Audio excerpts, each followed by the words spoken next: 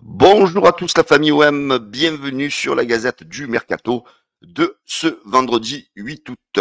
Voilà, je suis désolé pour ma voix les amis, vous le savez, je vous en ai parlé hier, j'ai la crève. Donc voilà, c'est un peu comme hier, hein, ça va pas trop bien, pas trop mieux on va dire, mais voilà, j'essaye de faire la Gazette. En tous les cas, je vous remercie les amis. Hier, vous avez été exceptionnels, quasiment 10 000 vues sur la Gazette, je crois que c'est un record. En tous les cas, merci à vous les amis. Ben voilà, hier, vous avez été géniaux dès le début. C'est vrai que, comme je vous dis, pour faire référencer la Gazette le plus rapidement possible et le plus haut possible dans l'algorithme de YouTube, c'est de liker et commenter dès le début. Donc, mettre plein de commentaires, comme ça, moi, je vous réponds, on discute ensemble. Et ça permet donc à la Gazette de monter rapidement. Voilà, aujourd'hui, une Gazette, les amis, où je vais vous présenter mon nouveau partenaire. Une Gazette où je vais faire une étude comparative entre Igor Pachao et Jonathan Rowe, parce que hier j'ai entendu des choses sur certaines chaînes YouTube qu'il fallait vendre Jonathan Rowe, donc ça me fait un peu de la peine, parce que je crois que ça fait longtemps qu'on n'avait peut-être pas un jeune aussi performant de l'Olympique de Marseille, et vouloir s'en séparer, je trouve que ça serait, d'ailleurs comme 94% des supporters qui avaient participé au sondage, une grosse connerie. Voilà, n'ayons pas peur de dire le mot, une grosse connerie. Allez, on attaque tout de suite les amis, cette gazette du Mercato de ce vendredi 8 août, donc avec mon nouveau partenaire qui est Datascout, les amis. Voilà, hein, pour ceux qui aiment faire un petit peu les petits agents, ceux qui recherchent des joueurs, qui se lancent à fond dans le scout de joueurs. Voilà, si vous voulez comparer des joueurs, voilà, je vous conseille, les amis, de vous abonner à Datascout. Franchement, moi j'ai l'abonnement et ça permet, depuis peu, ça me permet de comparer.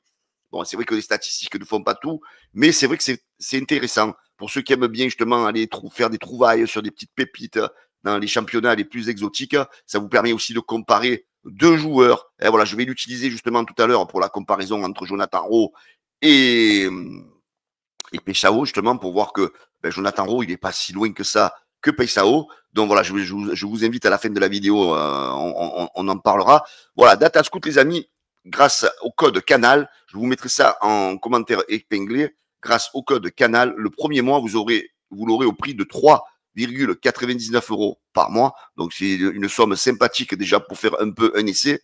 Et après, ça revient moins de 8 € par mois, 7,99 €. Et vous avez toutes les données de plein de joueurs de tous les championnats. Voilà, et ça vous permettra, les amis, de faire de belles études sur les joueurs, des études comparatives. Franchement, voilà, allez-y, c'est vraiment très, très intéressant. Allez, on poursuit, les amis, avec le nouveau maillot. Le maillot Third, voilà, il est sorti hier soir à minuit. Il est disponible donc sur la boutique officielle de l'Olympique de Marseille. Ça y est, vous pouvez aller l'acheter. Franchement, moi, je le trouve sympa. Je ne sais pas ce que vous en pensez, les amis. Ce bleu foncé avec du bleu ciel, le logo en blanc, le sponsor en blanc, le partenaire en blanc, voilà, et les petits cols, le petit col rond là, bleu ciel. Franchement, je le trouve beau. Je sais pas ce que vous en pensez en commentaire. Et ce qui est sympa aussi, c'est le petit logo derrière. Alors certains se demandent mais qu'est-ce que c'est ce logo? Marseille navigue par ses hauts faits. Alors en fait, pour ceux qui connaissent un peu l'histoire de l'OM, l'OM a voulu reprendre un petit peu en 91. Les supporters de l'OM s'étaient déplacés en bateau pour aller jouer le match face à Toulon. Et à l'époque, voilà, c'était vraiment le derby, le grand D. Hein. Ça, c'était des matchs. Excusez-moi les amis pour la voix. C'était le big match.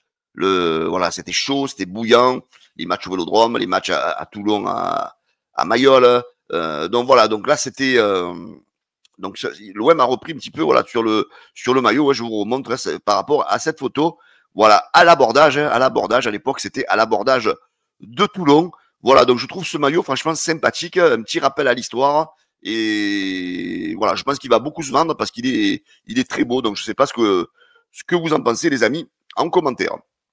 Allez, on revient, les amis. Donc hier, c'était là, bien sûr, la présentation, la conférence de presse de présentation de Timothy Weah. Voilà, j'ai trouvé un garçon très sympathique, souriant, motivé. Je sais pas ce que vous en pensez. Je sais pas pour ceux qui ont vu la conférence de presse. Timothy Weah annonce malheureusement qu'il ne pourra pas jouer demain face à Aston Villa. Normalement, il ne devrait pas jouer, à moins qu'il y ait une surprise de dernière minute.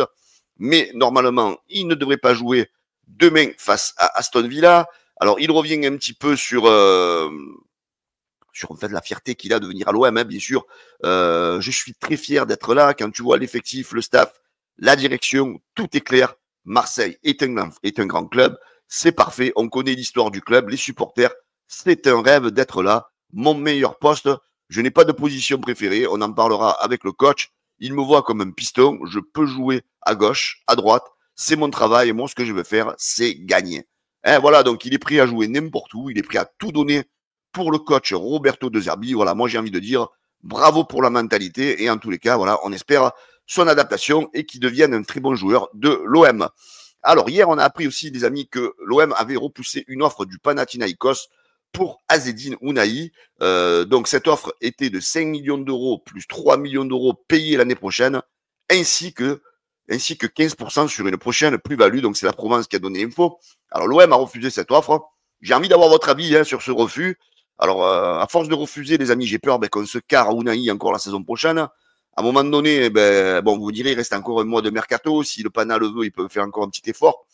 Mais voilà, donc à un moment donné, il va falloir céder ce genre de joueurs qui ont des gros salaires, qui ne jouent pas, qui apportent plus rien à l'OM et qui n'ont aucun avenir avec Roberto De Zerbi. Voilà, j'espère que l'OM ne va pas trop faire la fine bouche parce que finalement, on risquerait de se retrouver avec des joueurs indésirables. Donc à la limite, il vaut mieux limiter les dégâts et les faire partir que de les garder du côté de la commanderie. Alors hier, par contre, il y a un petit jeune qui a signé son premier contrat pro avec l'Olympique de Marseille. On va le féliciter, c'est officiel. C'est Alexandre Toungadi, signe son premier contrat professionnel avec l'OM. Bravo Mino, on espère pour toi que ça sera une réussite, que tu vas, qu'on espère te voir peut-être jouer de temps en temps avec l'équipe pro. Et en tous les cas, bienvenue en tant que nouveau professionnel de l'OM. Allez, on poursuit la Gazette, les amis, avec Simon. Simon qui a quitté l'Olympique de Marseille. Voilà, il a laissé hier, les amis, pour Montpellier. Et il a laissé, franchement, un message sympathique. Voilà, je vais vous le faire, on va le regarder ensemble, vraiment, pour un jeune qui n'a pas forcément souvent joué. Voilà, il gardera une bonne image de l'OM. Il dit, voilà, le moment est venu pour moi de tourner une page importante de ma vie. Une nouvelle aventure m'attend. Mais je ne pouvais pas partir sans m'adresser à vous, les supporters de l'OM. Merci au club, au coach, au staff, à tous ceux qui m'ont accompagné depuis mes débuts. Vous m'avez formé, guidé, aidé à grandir en tant que joueur et en tant qu'homme. Un immense merci aux supporters. Vos chants, votre passion, votre soutien resteront gravés en moi. Porter ce maillot a été un honneur. Ce n'est qu'un au revoir.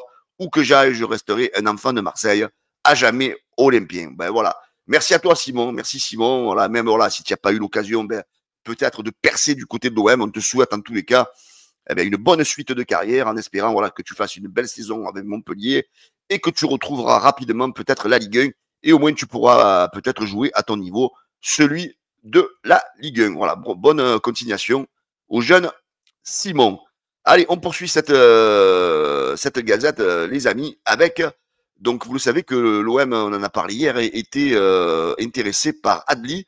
Et là, donc, selon le journaliste Florian Plettenberg, on a appris que Bournemouth était aussi intéressé et aurait ajouté le joueur dans sa liste restreinte pour le transfert cet été du côté de Bournemouth. Voilà, l'ailier de 25 ans du Bayern, sous contrat jusqu'en 2028, est surveillé, on le sait, par plusieurs clubs, dont l'Olympique de Marseille. Voilà, Bournemouth est encore souvent... un petit peu en parallèle avec l'OM depuis le début de cette saison. Voilà, donc Adli, donc on sait que l'OM n'est pas le seul club dessus.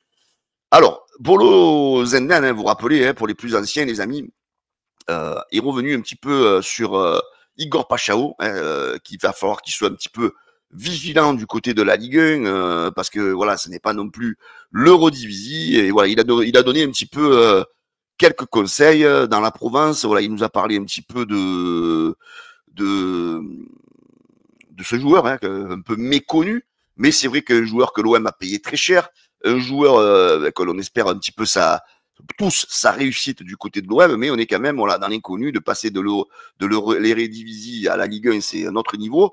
Et Zenden, lui, le dit, Pexao est un ailier rapide, qui aime dribbler et marquer. Il est capable d'apporter des buts et de l'intensité sur son côté. L'OM, c'est un autre monde. Voilà, il met quand même que l'OM, par rapport à Feyenoord, c'est autre chose. Hein. L'OM, c'est un autre monde. Le club a mis beaucoup d'argent sur lui, donc il devra répondre rapidement aux attentes. Marseille est un environnement particulier, plus chaud et plus exigeant que Feyenoord. Et si les supporters veulent tout et tout de suite, voilà, on ne peut pas donner tort à Bolo Zenden. Hein. On sait que voilà, nous, les supporters de l'OM, on est exigeants. Et c'est vrai que voilà, il va falloir que Pexao nous montre les choses rapidement.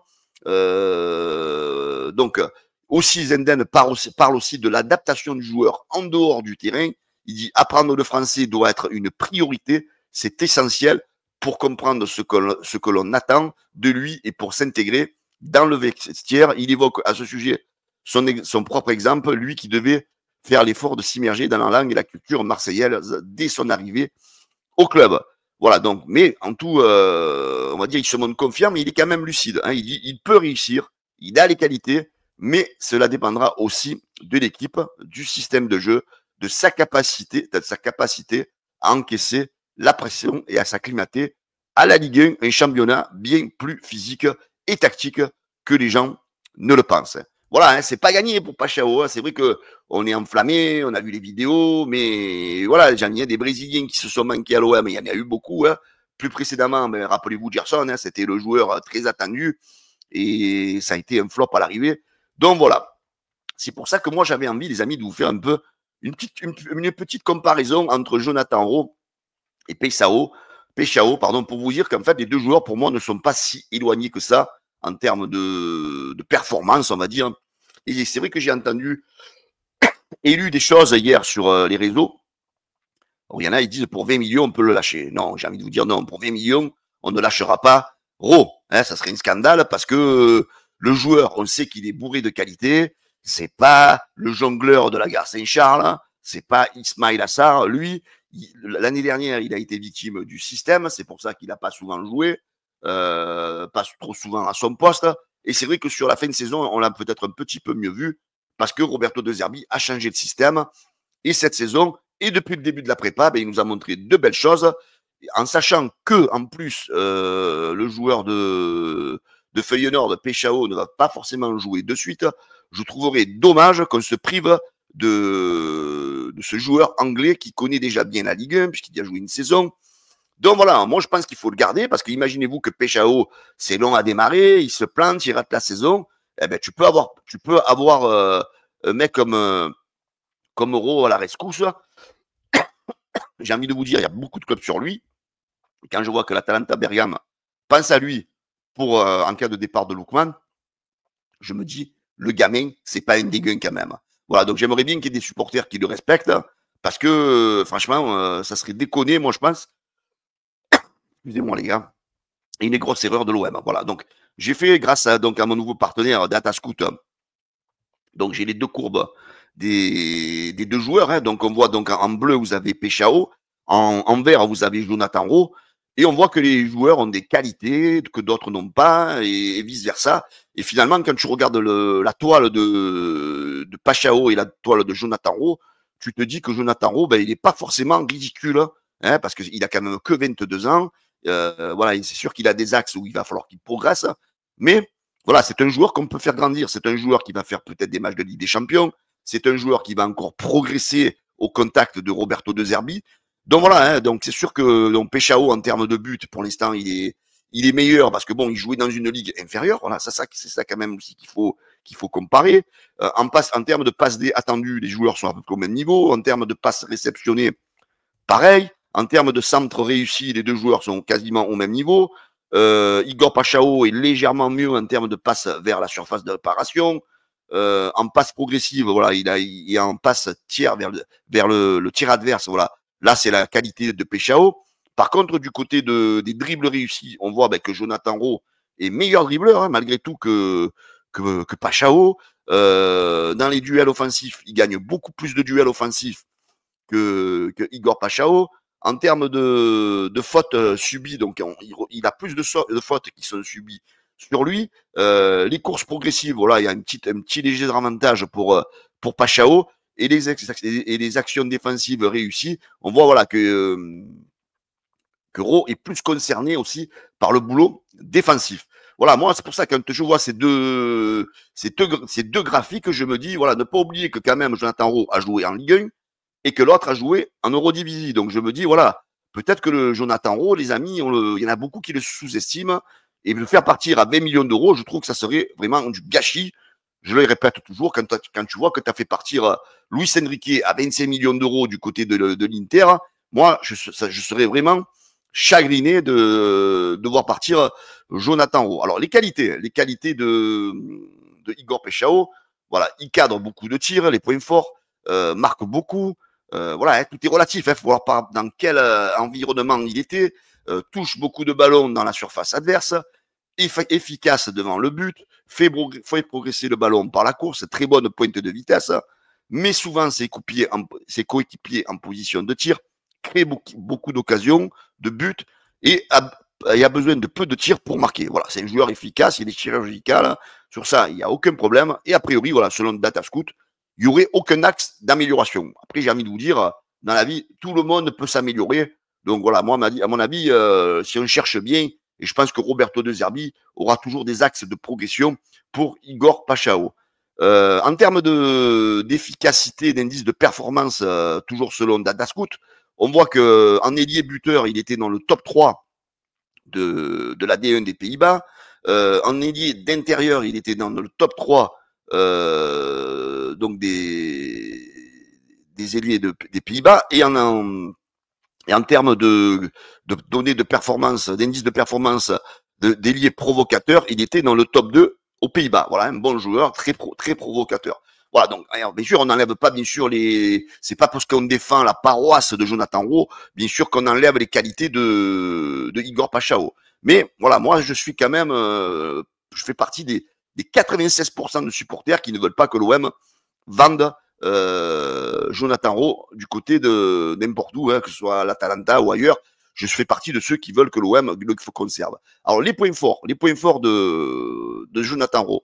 Il cadre beaucoup de tirs. Hein. Voilà, il nous a montré cette saison que voilà, il n'était pas mauvais sur les tirs de loin. Hein. Victoire à Lyon. Voilà, je ne vais pas sortir toute la liste.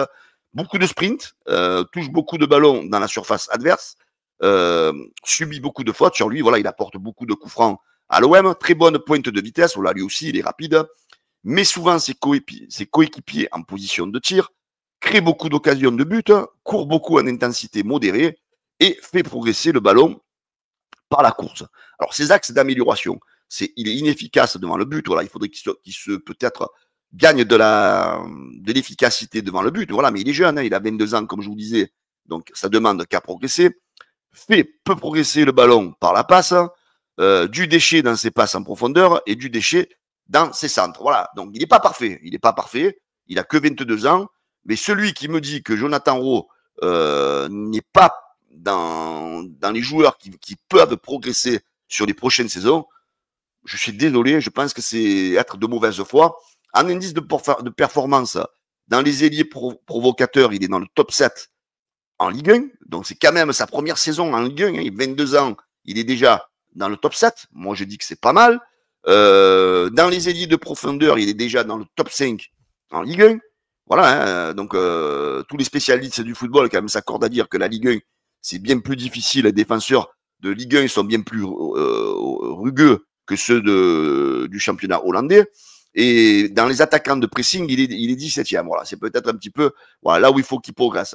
Voilà, en tous les cas, on voit que ce joueur-là, les gars, il est vraiment... moi, je le trouve vraiment... ça serait dommage de s'en séparer. Hein, j'en fais partie de ce défenseur. Parce que je trouve qu'il a des qualités. Voilà, ben, j'attends en commentaire, les amis, ben, voilà vos commentaires, vos avis sur un petit peu cette comparaison hein, de Pachao et notre ami Rowe, parce qu'il pourra rendre des services. Hein. Et comme je vous dis, on a le doute malgré tout, même si on ne doute pas que Pechao sera un bon joueur, mais il peut se manquer en Ligue 1. Il peut être un flop, parce qu'il faut s'adapter à la pression de l'OM, au nouveau jeu en Ligue 1, ce qui est très différent de la D1 hollandaise. Et quand même, malgré tout, avec Jonathan Rowe, on a quand même des certitudes. Il a déjà quand même un vécu d'une saison en Ligue 1.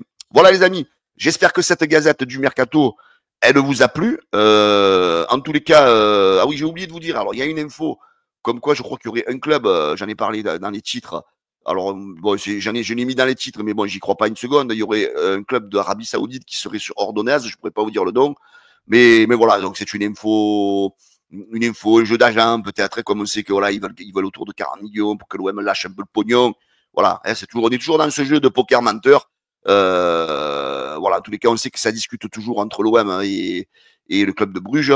En tous les cas, voilà, on attend la réponse par rapport à Ordonnaise, mais à mon avis, ça va. Moi, je suis confiant pour le dossier, les amis. Je vous souhaite à tous une bonne journée. N'oubliez pas, les amis, de vous abonner, que vous soyez supporter marseillais ou pas. Vous êtes les bienvenus du moment que c'est dans le respect. Ciao, les amis, bonne journée à tous et à bientôt. Ciao.